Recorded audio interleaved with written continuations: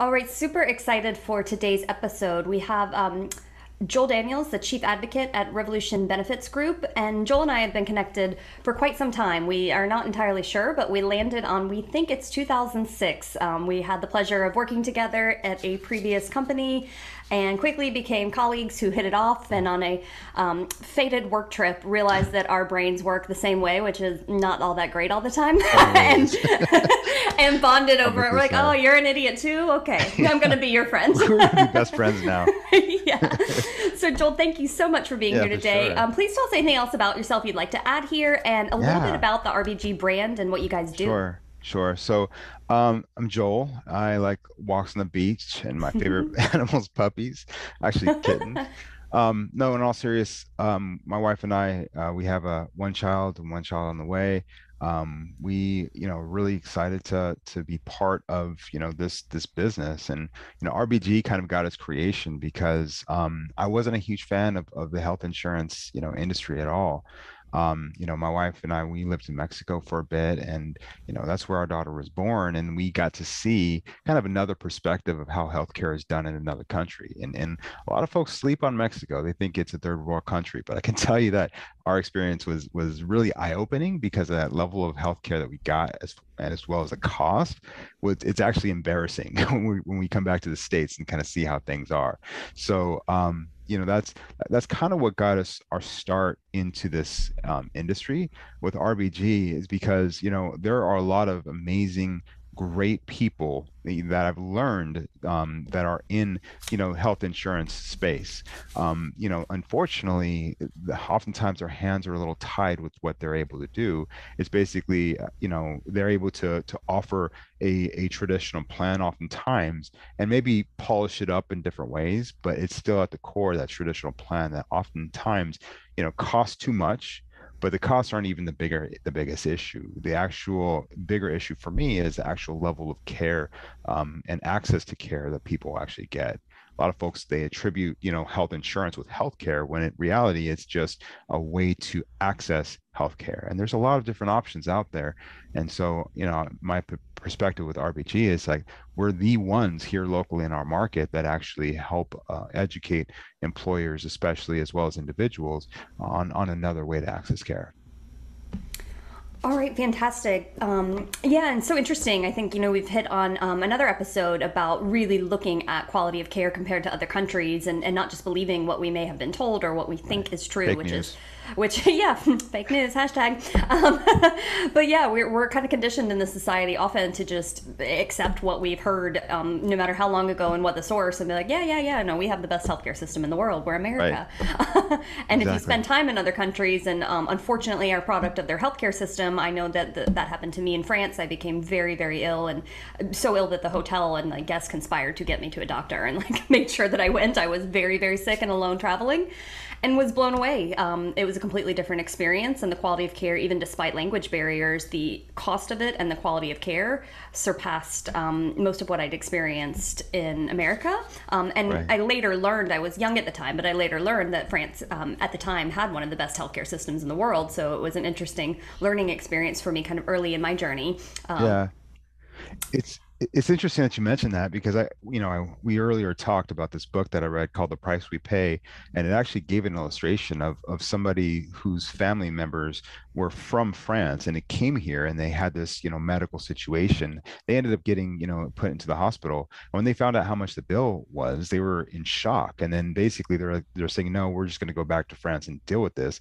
And then the hospital started negotiating down the rates, and it went from like $200,000 all the way down to like 25 or $50,000 or something like that. And then that was super maddening to this French couple, because it's like, why didn't you just start with that instead of like trying to get all this other money? It's just our system is so there's so many words I could use it. I'm trying to be polite Use right them. now, so I'll say Feel I'll free. say Use them. catawampus, because know I'm a good Southern boy. Just kidding. So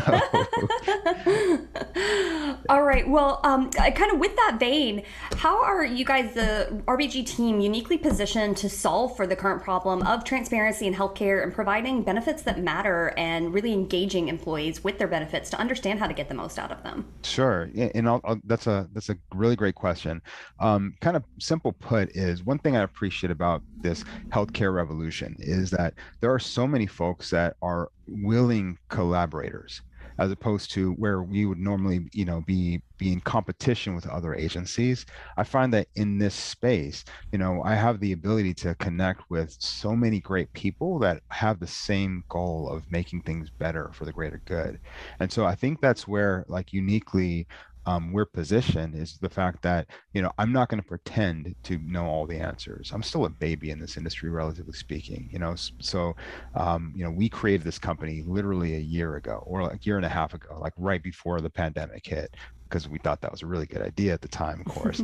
And one thing I appreciate is that how many willing hands, like I can't tell you how many, super dope people I've connected with in this same space, that, I'm able to collaborate on a case depending on the situation. I recently had, one of your guests on the show. He and I actually had a presentation with our local SHRM, chapter, and so there are about 30 employers, on that phone call, or give or take. And he was able to explain exactly what's wrong with healthcare, and in a way that maybe in a couple years I'd be able to, but being able to have him and others to connect with and say, hey, I have a problem, let's go ahead and solve this. Because at the end of the day, what is important to happen is that the employers, and by extension their employees, have the best access to options, and that they also understand their benefits. So whereas the strategy, I might be able to collaborate with somebody like that, we are actually very good at, connecting the dots. Because if an employee does not understand how to use their plan, then they might as well not have it. And even with traditional health options, it's still very confusing. Most employees don't know what a deductible is. Most employees don't know what, co-insurance is, max out of pockets, things like that. And so they don't use their benefit. So what benefit, if this is one of the top investments that an employer is going to make for their companies, it's a top expense for them. If their employees don't use it, it's a waste of money for the employers. And it's also not going to benefit the employees at all. So we want to make sure that those dots connect. Yeah, so important. I mean, I think I really want to hammer that message home, which is the healthcare spend is often one of the most expensive line items for any business leader, and ignoring it is to your own detriment. I mean, you should be really looking at your top expenses.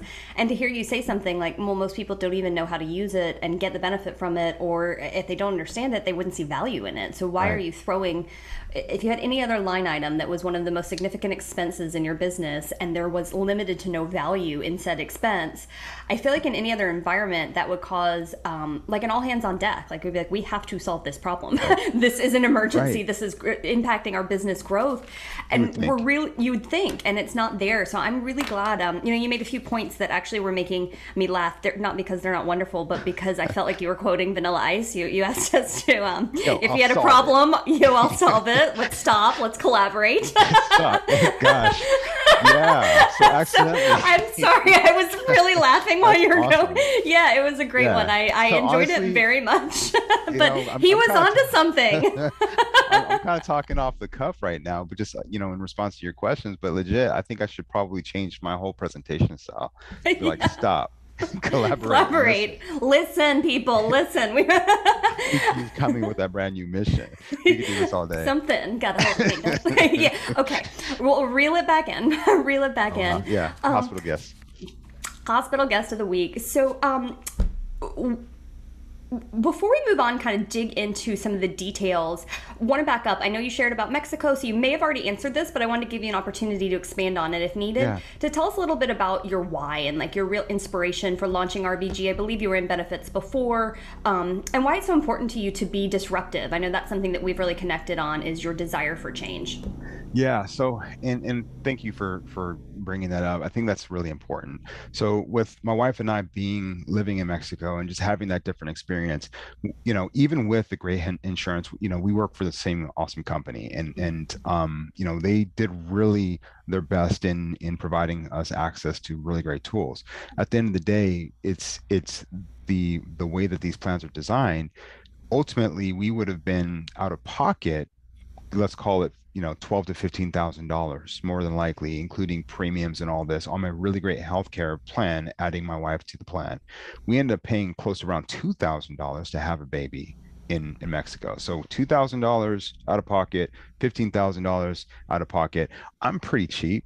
Like, I'm a very practical person when it comes down to it. And it just made more sense for us to spend less. And then, we also have the luxury of having a child that has dual citizenship, which is pretty special. So, all things considered, our experiences with health insurance weren't the best. I had another situation where I satisfied my maximum out of pocket. I had a procedure that was done, and I still had to come out of pocket $500 without expecting it, because basically what I learned after the fact is that my insurance plan didn't cover that specific anesthesia that was recommended to me. Mm. As a 20 something, maybe early 30 something individual male that doesn't pay attention to details in the first place, typically when it comes to my own personal situation, how was I supposed to know that? And so, not knowing any better, I'm having a conversation with the HR staff was very patient with me, and it's just like, because I didn't understand this stuff, and I didn't understand the way it worked. It just felt like I was paying for nothing.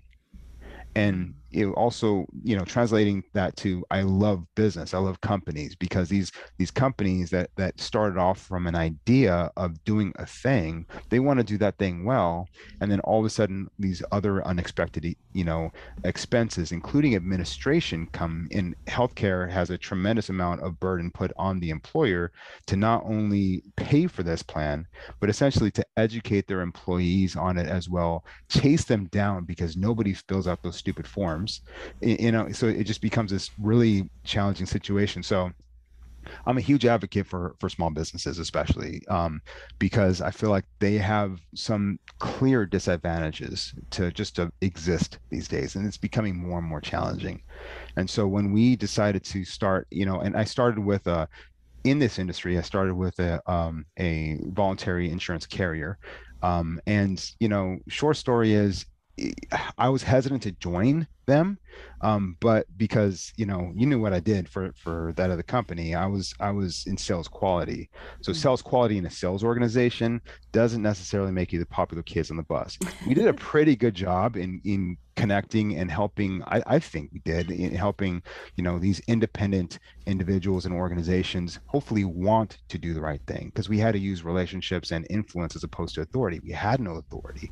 And so um, we absolutely saw the worst case scenarios in a lot of sales interactions. And it was a small percentage of the total interactions, but we saw the worst. And I didn't want to be associated with sales, because in my mind, it's like, at this point, I'm kind of burnt from sales, and I didn't really have a good feeling about insurance. So when these guys, approached me, I, it wasn't something I wanted to do.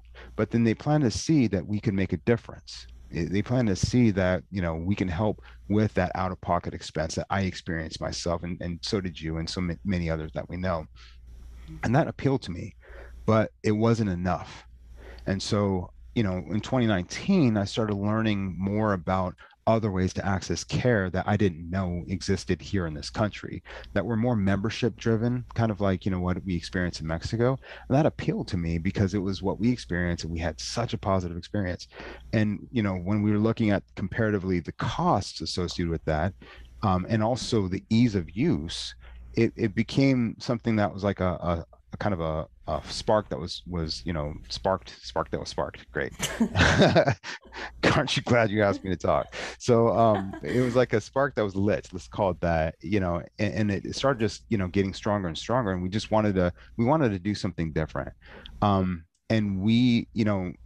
nobody was doing it differently here locally in Southern Oregon. And in fact, I don't know that there may be a handful of others in the entire state or in the Pacific Northwest that are actually doing it differently. So I saw a tremendous opportunity. And I couldn't work for somebody else, just because I didn't want to do the same thing that everyone else is. I think I've told you this. I consider myself anti the man. I'm not necessarily anti-corporation necessarily. I'm not anti capitalism or anything like that. I'm just anti the man. Like anything that tries to basically take advantage of the common person, that frustrates me. I really don't like bullies.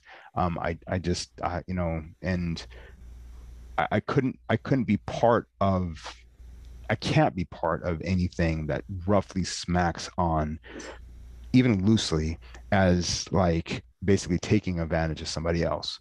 And so I believe that in order for me to not do that, I have to do my own thing, bring others along with me, as much as possible, and then connect with other people that are just as rebellious and like, man, I could say so many things right now. Please Like, do. Please be um, open. Be transparent. I'm really. This is a call to be super transparent. That's part of yeah, my goal for this is to share the real stories behind it because this is what motivated me. You hit the nail on the head. Like everybody willing to help. It's a movement and a family, and everybody's going about it with their own unique how. But we right. all know we need each other, and Yeah, everybody is so quick to say, "Yep, you need help. I'm in. What do you need? What do you need?" We're all bringing our skills, yeah, talents, assets together to shape this movement because I think we all are uniquely passionate about change, that revolution, and more so truth and justice. Like that's the element that really drives me is that we're like, hey, if you don't know this, I just want you to know. I don't care what you buy. I don't care if you buy from me. I don't care if you buy from the people I'm working with. I want you to know. I want you to right. have the truth and so you can make the right decisions. So please be transparent because this is the Yeah. opportunity for us to just speak candidly and really let people know what we've learned. And I think you said something right there because like I was in Washington. Sarah and I were actually in Washington. Sarah's my business partner, and she and I were in Washington at a Q4I event, and her to talk, and I still have to start reading that book as well. But the author mentioned how it's a cruelty to continue just doing things status quo. It's a cruelty.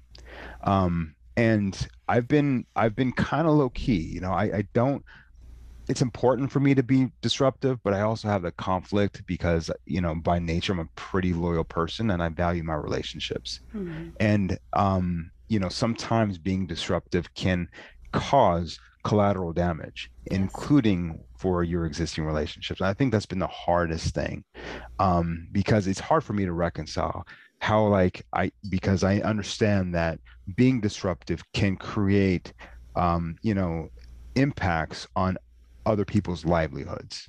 And I don't want that to happen. And at the same time, I understand the implication to the larger picture if I continue to kind of, play nice and stay in my lane. And so this is kind of where you're seeing kind of an evolution, and this is kind of continual, especially over the past couple of weeks of kind of being, I'm saying, yeah, being put in place where I observe what other people are doing, and in the revolution, and I'm like, dude, I need to do more. And so I'm kind of coming out of my shell a little bit, and just basically saying, like, for lack of a better word, F the police. So I don't, and Mm-hmm. that's Yeah. what I was like. I'm not, and again, this is not like, that's not directed at the police, just to be clear, but it's just like Yeah. that's like that the We are not NWA, coming for the we're not police. coming for the police. The NWA mindset, it's just like, this sucks. And y'all got to actually pay attention, but it's also now time to do something about it. Mm-hmm. And I'm thankful because we do have such a strong, collaboration among this revolution, where we are able to, really collaborate and do what we can to help move the needle. And the feeling that I was left with after Seattle was, there's a song, I think it was in the 70s, talk that basically the recurring theme was the revolution will not be televised.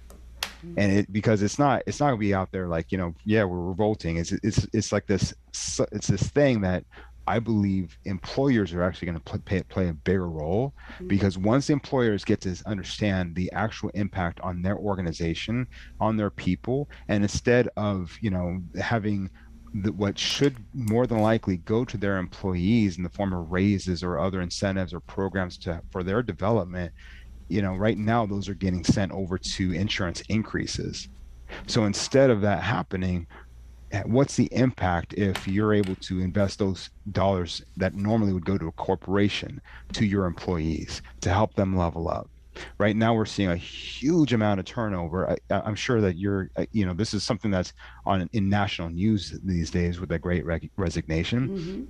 Right now, we're seeing so much turnover, and I read an article just this morning that talked about one of the core reasons is because when shocking events happen, let's say you have a death of a loved one, or you get married, or you have a birth of a child, as an employee, you have these moments where you get to reflect and say, hey, where am I at? Where am I going in my life?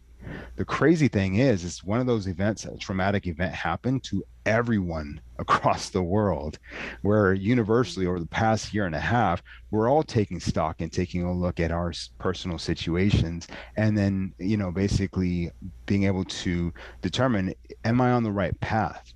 I mean, and it's continual, right? So people are reflecting differently. If an employee isn't getting what they want out of an employer, not just for with pay and not just with benefits, but from culture and development and all these other things, then employers are going to continue to lose out and find that they're facing now new competition, oftentimes with the former employees. Yeah, 100%. I mean, you had so many nuggets of gold there, and when you say kind of the NWA attitude, I think it's important to even step back and look at history. Like most of our systems that this country was founded on are around the Industrial Revolution, and there was a very different need for the labor, the workforce, the why behind it, and it really truly isn't serving anybody. If you look at schools, it's cookie cutter. Treat every child like the exact same, assume that everybody learns the exact same, and make sure that they're super afraid to fail so that will set them up for success in life. Yeah, Yeah. And then the healthcare system, to me, you mentioned like the dollars and cents, the business impact. And that's what the point that I want to stress is that, to me, having been a product of our healthcare system and spending 20 years of my life just deeply, deeply mired in it and understanding it from a patient perspective, but somebody who's fortunate to kind of understand medical, like it just came easily to me. Like my doctors would always make the comment, like, I can talk to you like a surgeon, I can have in-depth medical conversations. I was like, I don't know why. Possibly just because I've been exposed to it for so long, or possibly it's just like a natural thing for me. I get this stuff. And the things that they would tell me and the experiences I had really made me realize this is a human rights issue. It's a human rights issue, and it's a dollars and cents issue, because you shouldn't have the biggest expense causing some of the biggest heartache. I would ask companies, how often do you lose a top person or have their performance severely impacted? We all have inevitable traumatic things that come up in life, but if people really start talking, how many of those traumatic things were centered around health of those people or their families, or the financial fallout of a significant health thing for their employee or their families? It's so common, and it's like we just turn a blind eye and accept it, and it is the way it is. And it makes me sad, because we're a country of amazingly creative, intelligent, smart people who can come together and do amazing things. And I look at the next generation and the generations below, and there's so many kids who don't ever want to go into corporate America. They're just like, absolutely not. I'm creative, and there's a million ways to make money, and I don't have to do it. So I look at like what we've built for ourselves, and there's amazing companies that are doing fantastic things and that are making a difference and driving an important mission home. But if you don't stop and think about your people and their health and their pocketbooks and their happiness, you may not have the opportunity to be around in 5 years from now. So this is more than just, oops, it's an expensive line item, and open enrollment is always a pain in the butt. It's really something to look at now. With that said, Joel, first I want to ask you, what are a few accomplishments that you're most grateful for along your journey? Yeah, I think the fact that we're here, we started our business, this iteration of our business, the beginning of 2020. And the way when you have kind of your overall map of the way your business is supposed to go, we kind of estimated that if we landed two accounts on a monthly basis, we'd be okay. We just basically, flow by. And we did that in March. So basically, we built the business January, February. In March, we launched, and we had three new accounts that were lined up. So in March is when really, stuff hit the fan when in COVID land. And one of the accounts that we landed, I knew that we weren't going to gain much revenue on at all. It was more of a learning experience, and it was intentional because we wanted to, put into practice some of the things that we were developing. And we worked with another broker on that, and it was just what we expected. We learned a lot, and we didn't lose any revenue on it. We didn't gain any revenue on it, but it was a great experience to test our theories more or less. The other two um, didn't happen because in our state, restaurants were essentially shut down for a time. And so these two accounts, we I remember sitting in the office with the owner, and we were just having conversations like sipping on Fernet and tequila, because it was like I was worried about her, she was worried about us. It was all like it was all client love, but it's like I don't. What are you gonna do? I don't know. What are you gonna do? I don't know. And so the realization hit, we are in a brand new business and it's March, and basically my pipeline completely dries up because nobody knows what's happening Right. at all. Um, I've got, I've got my wife and my daughter that depends on me. The fact that I'm even in this industry still, try to quit so many times, Nikki, I can't tell you. The You know, journey you of an know, entrepreneur. oh man, it's just like I'm done. I'm done. I hate this. Why did yeah. So like something about me is I wouldn't call myself a natural salesperson. I wouldn't call myself an extrovert. So for me having to go out and pound the pavement and do all those things, I did that. And I think that it just, I learned something about myself during this journey, is that when it comes down to it, like I will not stop. I cannot stop.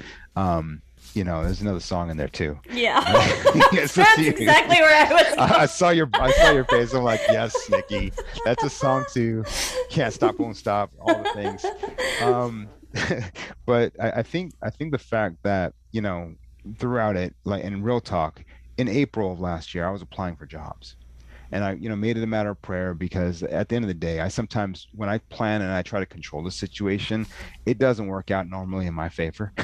If I'm trying to control the situation, so I just it's one of those that I have these, more frequently than not these days. But like, I'm not very smart. God, help me. Just tell me what you want me to do. And put there's a, I think it was Gideon. There's a passage that talks about, and I forget, it's one of the judges.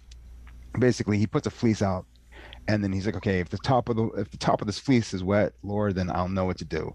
And the top is wet. And he's like, well, maybe that was just coincidence. What if I flip it over, and if the other side is wet, now I know that you want me to do. So it was like one of those situations. So to me, it was like I have to stay the course, and I know now that I'm clear on my path. I just know that I have to keep moving forward. No matter what, we will be successful. I truly believe that, because we're doing important work, and I think that's the biggest accomplishment. The fact that in a short period of time in our existence, we're not only here, we're already making a difference in our clients' lives, but we've also connected with so many amazing individuals that are in the same space, that now are kind of looking after us, helping us, with knowledge and insight and resources and all these things. And I feel like I'm part of something bigger. I think that's something I'm most proud of. Yeah, that's awesome. That, humility and learning your own strength. I mean, you know me, I'm always thinking in songs, as you know, and you're calling it out, but I'm like, I didn't know my own strength was playing in my head while you're saying that. But it's beautiful. I mean, and it's no surprise to me, since you and I connect on a lot of levels, but that is probably my most common prayer, is just, God help me. God help me. I gave up asking what I needed help for, because I realized I wasn't very good at asking those questions anyway. So just, help me because I need it. So with being disruptive, and you mentioned the impact or potential impact on relationships, and that being something that held you back, and needing to kind of push through and get to your peace with the mission being greater than that. But I do find that the disruptive people and who are out there trying to make change, with that often comes the haters. Is there an insult that you've received that in retrospect you're actually proud of? Yeah, I mean, I got told that I wasn't being a team player, a little bit, and I'm like, dude, I'm so awesome at that. I'm like the best team player ever. And reality is, apparently I wasn't, because the rules of the game were rigged against the client. Like if you got to tell me that I need to be more of a team player and just push my brand because it's my brand, when I know that there are other situations that would better fit the needs of this particular client, I got beef with that. And so that would be probably the biggest, insult that I'll treat as a compliment. You're right, I'm not a team player. I'm going to be not on, and it's not about me and what I want. It's about how do we best serve, and that really should be everybody's, frame of reference. And I told you before I was anti the man, and that to me is like that's the man's mentality. You need to play on my team. To me, there are no teams except for the what's right, Hmm. and to me, I'm black and white on that. It's if it's not in the service of others, then I don't want to do it. So yeah, I think not being a team player, I'll wear that badge proudly. If your team's dope and you're doing the right things, I'll be gladly on your on your team and be happy to support you. But if you're just trying to, win at the expense of others, I'm not down with that at all. Yeah, that's one of the things I've always admired most about you is just you really hold true to your character and your morals and walk the walk. And I love hearing you say it perfect. Well, yeah, I'll give you credit. You said it perfectly, but that's not what I was trying to say. But you did say it perfectly. But just saying it out loud and so clearly, and being somebody who's been in your circle for as long as I have, I can say that it's not lip service with you. I have Right. seen you walk that walk, and it's Yeah. something that I think is needed from more people. It's just we all have our own version of what our due north is, but point the bow of your ship towards it and stay the course. Nothing looks more foolish than talking a bunch of lip service and having your actions not match your words. Right. It's funny that you should mention that because oftentimes I put a lot of what happened before, behind me. I remember dealing with somebody in a past company, and we're dealing with a quality issue, and we're trying to make things really clear. And one of the things that this individual had an issue with me was that he believed in the concept of plausible deniability. Now we're representing Fortune 500 companies. And if I'm supposed to toe the line with plausible deniability in quality, specifically related to sales, that doesn't gel. It's like, yeah, just ignore that happens. Bro, I can't. It's just like it's one of those things. So I feel like now, I mean, um, as I continue to grow older, like I told Tanisha before, something that I can't wait to be just like that grumpy old man that's just like grumpy for like just says what he wants. And I feel like I'm already kind of getting there because before it's like I try to be respectful of other people's relationships and I try to not to speak out of turn. I'm kind of at a point where like I care less now because if I feel like if I don't say something these days, if it's I can largely ignore a lot if when it comes to if it's not harming a situation. Somebody's entitled to their opinion or viewpoint of a situation, and we all have opinions. We see that quite a bit these days. If it's not harming it, but if it's like so blatantly like malicious and wrong, it's like I have no problem saying something these days. I'm turning into a grumpy old man. I love it. I'm like turning into like on the inside a grumpy old woman, but on the outside I'm still very much like a bubbly little fairy. I'm like, Everything's hello, awesome. everybody. Yeah. Well, everything is always amazing, or at least always Yes, exactly as it should be. exactly. So tell us a little bit, one of the things that I've enjoyed hearing from you is really having this vision for the culture of Revolution Benefits Group and holding that vision and being like, I'm going to do things differently. And that comes down to every layer of my organization. So I'd love to hear us a little bit how you've developed and held that vision and why it's so important to you to come through in that way. I think, and I think we're evolving too. So it's not completely that I'm holding true. I think the key thing with us is I want to create an agency and I want it to be different. I don't want it to be a situation where the person at the top is just the one kind of that's capitalizing on all the hard work. I've seen agencies where basically, you have underpaid individuals that work for these agencies. I talked to one yesterday that used to work at such an agency. She still calls me. I'm helping her with the policy because she, trusts that situation. But she worked for an insurance agency where she was grossly underpaid, even compared to other people in her same job description, where she actually had more qualifications, including licenses that the other employees didn't have. I want to create an agency where really everybody wins and is able to be profitable and own their stake for what they do. That's what I believe is important, ownership. I look at companies like even like Winco. Winco is an employee-owned agency. I want us to be that when we get to a point when we actually have employees outside of just our core team. I believe in having, um, basically everybody dialed in and being divergent. That's the word that we came up with, right? Divergent. Mhm. Just intentionally being different about our approach, and always with the mindset of what actually solves a problem. And it might not even exist yet. How can we be part of bringing that to the table? I want us always to be learning. Each time that we go to an event, this couple weeks ago or last week was in Seattle, a few weeks ago was in San Diego. There are really cool things that are happening that we don't even know yet that we can bring these type of solutions to the table.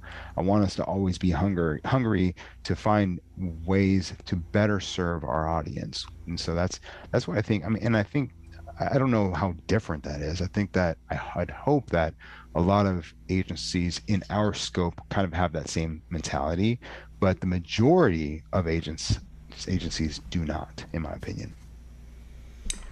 Yeah, and I would agree with that. I mean, I think that there is a movement calling for that, and the people who are in the movement are super passionate about it. But most movements, and I consider the healthcare revolution activism. It's a different way of going about it. We're not out picketing and doing any violent, but really trying to bring awareness to an issue that we're passionate about changing for our various reasons. So I think the people who are in that hold that vision and share your thoughts, but it is kind of becoming a divide where it's the old way that we've always done it, which isn't broken in every single sense of the word. There's lots of really good people out there doing it the old way. That's what we were taught, what we know. Good people. But just getting the awareness out there that there is a different way to do it, and we're always happy to have anybody join us. So if you have Yeah, any questions, reach out. for sure. Um, Can I touch Joel, on that real quick? So yeah. there are definitely good people that are in the status quo way of doing things, and so I don't want to be disparaging against anybody that's wanting to do that's got the right intentions. One of the challenges, though, that I've seen, that I've learned, is that a lot of the traditional carriers, they almost hold people hostage. They threaten their basically livelihood and well-being if you ever pursue doing things even a little differently. Not saying that you're going to completely flip all of your clients to this other way of doing it, but like if you do, there last week I learned about an example of somebody who basically got a phone call from their carrier, the VP of the carrier, basically, I hear you're trying to flip my business or our business, flip our business, as if it's like these people's lives belong to you. It almost seems like, to me, it's another form of slavery. And I don't know why I have a really kind of visceral reaction when I think about the concept of slavery. So there's, you can laugh at that. It's okay. Yeah, So, understand. so you're Understandable. like, oh, what do I do? Yeah, So awkward. awkward. So, but legit, it's like these people, it's like modern day slavery. It's like Yeah, indentured servitude where yeah. they sell you on this idea of making all these monies, throw all these incentives your way, but now they own you. Mm-hmm. That's not cool to me. And that's what some of my friends are going through right now. And where like some of them are looking at me like, okay, you do you. And, and hopefully one day when you're at this point and I'm, at the point where I can make that leap, I will. So I'm like, okay, I see you. I'll do this for you because I love you and I want you to succeed. Mm-hmm. All right. Yeah. Thanks for clarifying that, Joel. And what do you wish more people understood about our healthcare and insurance system? Well, Need to boil it down. yeah, I would say it's not broken. I would say this healthcare system isn't broken. It's designed to do the exact same thing that it's supposed to do, which is make people rich. And it's making people rich. And I think that the one thing that I would encourage people to look at is to actually understand the level of control and influence that each individual can actually have. There's a really great book. I looked this up. It's called Never Pay the First Bill. That gives you basically, as an individual, a game plan of what to do to play the game, So the game is rigged. It's like you're at a carnival and you know the game's rigged, but there may be little tricks to help you navigate how to actually, play the rigged game in your favor. And that's what that book provides a guidance on. I would really suggest starting there and looking at it and then exercising your control and talking to other advisors in wherever you're at, that are looking at things differently to find other ways to be able to satisfy that challenge. All right, thanks, Joel. Do you have a favorite customer experience story or two you can share with all of us? People that you've helped and maybe introduced to some products in the healthcare revolution, a different way of doing things, and their feedback. Yeah, I have one, and I should have probably thought. I've got a few. I'm just going to use a fresh one because I just got off the phone with these guys maybe an hour and a half ago. We have a business here locally, and they have, drivers all over the state, more or less. And so, one of the challenges was, with this, when you start a business to do a thing, you don't anticipate the need for all the administrative stuff related to a benefits plan. So congratulations, now you're having a benefits plan in place, but now, it's up to you to do X, Y, and Z. And, we may share part of information. I actually collaborated with another agent on this call where, we helped roll out a strategy and we're actually doing their enrollment right now. We also put in a technology solution where, like, whereas all of the components of the benefit strategy were all over the place, we were able to put that in place, and it's already made a significant difference in their world because now they have greater control, they have greater visibility, they understand what's happening. And we also, with in partnership, I'm not a compliance guy, but the other agent that I was working with is a compliance person, so we helped, help educate them on some things to look into, and we're able to basically provide a solution. I don't think this is anything special. I think this should be the norm, but unfortunately this business has been in place for 20 years and has been going around without really proper holistic complete solutions, because it's basically like, before, it's I just folks just want to be sell a product set to a company and then say, hey, congratulations, I'll be back next year. That's not what they're going to be getting with us. And so feedback so far has been really favorable, and we're looking forward to really supporting this client. Yeah, that's fantastic. And I love hearing that. And I love hearing you admit, like, this isn't every component of what you're doing is not revolutionary. It's just doing what should be done. However, the system kind of disincentivizes people to do that. And that's across all systems. I won't just pick on healthcare. Like, and again, I don't ever want to make the impression that I'm anti-capitalist. Nothing could be further from the truth. I was raised by a successful entrepreneur. I am an entrepreneur. I'm extremely capitalistic. However, to me, a sense of fairness comes before. There is plenty for all, just sometimes not enough for the greed. Right. Right, And so exactly. that's where my passion comes in, and really giving people the opportunity to have the things that they always should have had that maybe were disincentivized based on how pay worked and what people needed to do to get the next pay and the next bonus, Yes. and just Yes. cutting corners that at the end of the day, these are people's health and their finances, and you cannot cut corners with people's health and finances. Those are two of the cornerstones to having a stable and productive life, to be able to create the dreams that you want for yourself and your family. So treating them carelessly or saying, well, I don't really have time to give the service level that is the right thing to do, but if I chase this and get this bonus, then that's going to create a better life for me. The fallout from that is something I can't wrap my head around. Like, Right. okay, what if something goes wrong and something could have been done easily? It was just a lack of awareness and a lack of really caring is Mhm. what jumps out at me.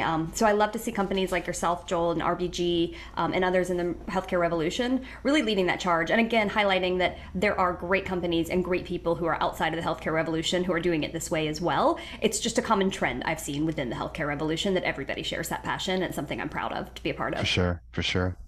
Um, Joel, so with that, I always like to ask everybody, since we kind of highlight the revolution, what does being revolutionary mean to you? What's funny is just it means being me and not being afraid to be me, because I think this is kind of a newer realization is I'm not normal. So, I know, so you're like, dude, I knew that as soon as we met. Yeah, I I feel liked like it's it. means being okay with being me, and by extension, kind of, now I have this business entity where like we can all be weirdos together. And I think that there's a lot of people that are not quote unquote not normal. And I feel like these are all the people in the revolution because they're the ones that aren't team players, right? They're the ones that play. They do play for a team, but not, not the man's team. So I think that's it in a nutshell. Yeah, and I love that. I think there's such a call, with living through a global pandemic and everything that COVID and everything that we've experienced over the last year and a half has really brought to a head. I think that call to really be authentic and normal's boring. That's what I've always said. I'm like, I don't Kind want of to be is. normal. Normal's boring. I'm perfectly happy. Like, let your freak flag Yes. fly. That's been one of my favorite sayings and something I always took with teams that I managed. I'd always tell them, I'm like, let your freak flag fly. Like, that is what inspires people Hmm. is like authenticity and being willing to be different and just being uniquely yourself. That's what's inspiring and that's what makes life fun. And we all need a little bit more fun in our lives right now. And take it from me, because Joel, you know me well, and maybe this past year, I've had some hard times like everybody else, but in Yeah. general, I am a very fun person. It's something I'm really, really good at. So I think that just being yourself and being fun and bringing that element to work is making people happier, healthier, more productive. And like you said, feel like you're a part of something, feel like you belong to something again, and you're doing something good for the world. So, with that said, Joel, is there any question you wish I'd asked you? And if so, how would you have answered Oh man, no, I can't think of it? anything. I'll probably be thinking about this at like midnight. I'm like, oh, Nikki, and then I'll send you a text and realizing it's 3 o'clock. My bad. I can't think of anything right now. But thank you for asking that question. All right. Well, Joel, such a pleasure to have you Likewise. as a friend and a colleague in the movement and all of the things that we are to each other. Appreciate you taking the time to talk to Of me course. today, It's my and pleasure. always inspired watching your journey. So thank you so much, Joel. Have a good one. Thank you. You as well.